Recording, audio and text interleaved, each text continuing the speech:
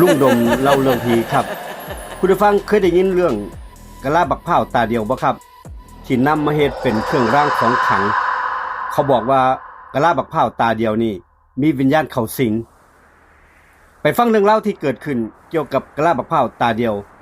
ส่วนมากเขาเห็นแต่3ตาเดียวเป็นแบบใดล่ะครับคงสิหายากเสียงลมพัดเบาๆตอนนั้นเสียงบ้านไม้เก่าๆเวลายางดังเอียดอาดเอียดอาดมื้อนี้ลุงดมสินำทุกท่านมาฟังเรื่องราวที่เกิดขึ้นเกี่ยวกับกะลาบักพร้าวตาเดียวเขาบอกว่าบ่ต้องปลุกเสกคนโบราณเชื่อแบบนี้เพราะว่ามันมีของอยู่ในโตอยู่แล้วมาตั้งแต่เกิดคำตอบของคนเฒ่าเมื่อสมัยก่อนคือกะลาบักพร้าวตาเดียวกะลาบักพร้าวตาเดียวนี่บ่แม่นเป็นกะลาบักพร้าวแบบธรรมดาผู้ใดเห็นแล้วกะลาบักพร้าวนี่ตาเดียวบ่แม่นของที่สิหากันง่ายๆหาบ่พอดอกถ้าบ่มีบุญวาสนาบางคนหากันทั้งชีวิตบางคนก็เห็นของจริงแต่บ่มีโอกาสบ่มีบุญบารมีบางคนหามาตลอดชีวิตแต่บ่เคยเห็นของแท้ของจริงเลยครับ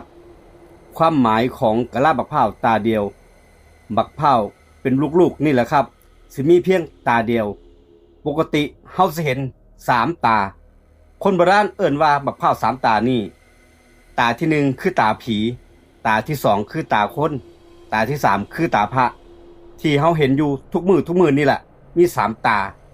แต่กะลาบักพร้าวตาเดียวล่ะครับหมายถึงกะลาบักพร้าวเหลือเพียงตาเดียวกับลูกเดียวออกมาตั้งแต่ต้นกำเนิดออกมาจากต้นมันตั้งแต่ล้นมาจากต้นพุ่นล่ะครับอีก2ตาหายไปไสบ่มีผู้ใดฮู้มันบ่ได้แตกบ่ได้ถูกเจาะมันบ่มีตามาตั้งแต่แรกเกิดมีเพียงตาเดียวเท่านั้นคนโบราณเชื่อว่าสิ่งใดที่เกิดมาแบบผิดธรรมชาติมักสิบ่เป็นสิ่งที่บ่ธรรมดาแบบใดครับความเชื่อโบราณ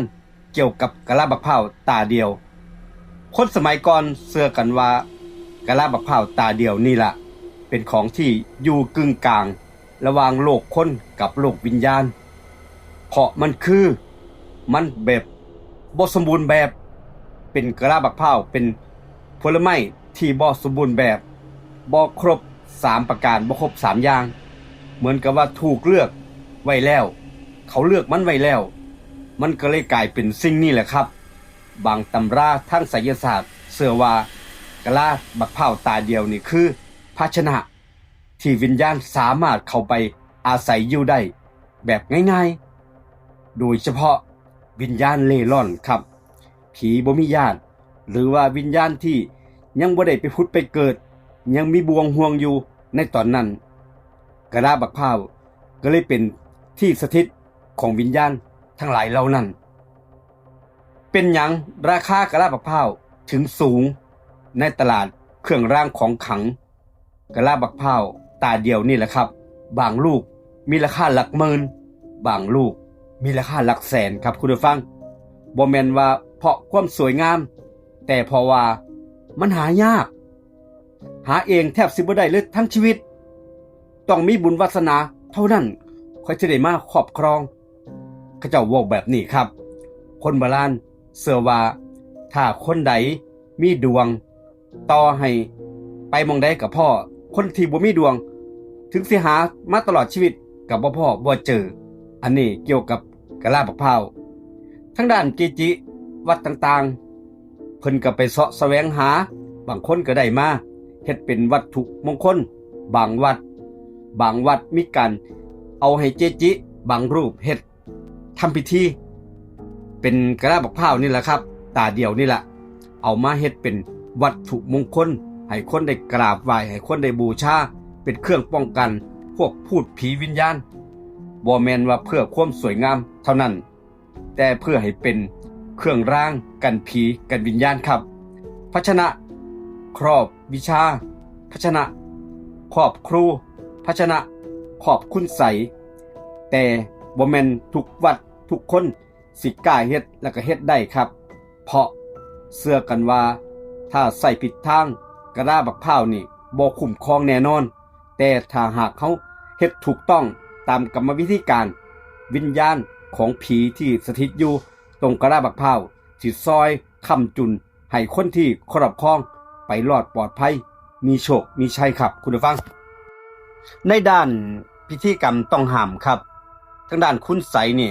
บางกลุ่มเพิ่นเชื่อว่ากะลาบักพร้าวตาเดียวนี่สามารถเอาไปเฮ็ดในพิธีการต่างๆเช่นสะกดวิญญาณเรียกของหรือว่าบูชาครูผีนั่นเองอีกพิธีหนึ่งที่เล่ากันสืบต่อกันมานั่นก็คือพิธีนี่แหละครับต้องทำตามขั้นตอนเที่ยงคืนหรือว่าตอนเดือนดับจุดธูป1เล่มเทียน1เล่มวางกะลาบักพร้าวไว้ตรงประลัมพิธีแต่พิธีนี้บ่ควรเฮ็ดเป็นเด็ดขาดเพราะว่าเพิ่นเชื่อเพราะว่าสะอาดสะเอิ้นของบ่ดีของที่บ่เป็นมงคลเขามาหาคนที่เฮ็ดพิธีนั้นมีคนเล่าเมื่อสมัยก่อนว่าเฮ็ดพิธีนี่แหละหลังจากที่เฮ็ดแล้ววิญญาณเขาบ่ได้ไปไสอยู่กับกะลาบักพร้าวจึงเฮ็ดให้คนที่เฮ็ดนี่ของเข้าตัวเองอันนี้ก็เป็นเรื่องเล่าจากคนสมัยก่อนเพิ่นเล่าให้ฟังครับเรื่องเล่าจากปากผู้เฒ่ามีเรื่องเล่าต่อว่ามีผู้ชายคนหนึ่งได้กะลาบักพร้าวตาเดียวเนี่ยได้มาแบบใดบ่ฮู้เขาบอกว่าบังเอิญได้มาอาจสิมีบุญบารมีก็ได้คืนแรกที่เก็บไว้ในบ้านเขาได้ยินเสียงดังกึกกึกกึกอยู่ในกะลาบักพร้าวตาเดียวนั่นแหละครับเหมือนมีเอียงจักอย่างหนึ่งกลิ้งอยู่ในกะลาบักพร้าวคืนที่3ฝันเห็นผู้หญิงผมยาวมาขออยู่นำคืนที่7ผ่านพ้นไปมาคืนที่7ครับคนในบ้านเริ่มเจ็บป่วยพร้อมๆกันมันเกิดเรื่องประหลาดแล้วตอนนั้นครับสุดท้ายแล้วต้องนำกะลาบักพร้าวตาเดียวนี่แหละเอาไปขึ้นที่เดิมขึ้นหม้องเดิมพร้อมกับจุดธูปขอขมาบ่ฮู้ว่าได้มาแบบใดต้องเอาไปขึ้นหม้องเก่าคือเก่าแหละครับตั้งแต่นั้นเป็นต้นมาคนในบ้านหลังนั้นบ่กล้าเก็บของแปลกๆไว้ในบ้านอีกเลยเป็นเรื่องที่เหลือเชื่อผู้ใดเห็นกะลาบักพร้าวคนทั่วไปเห็นแต่กะลาบักพร้าว3ตาบักพร้าวตาเดียวมันบ่แม่นกะลาบักพร้าวที่เป็นธรรมดามันเป็นวิญญาณเข้ามาสิงวิญญาณเข้ามาสู่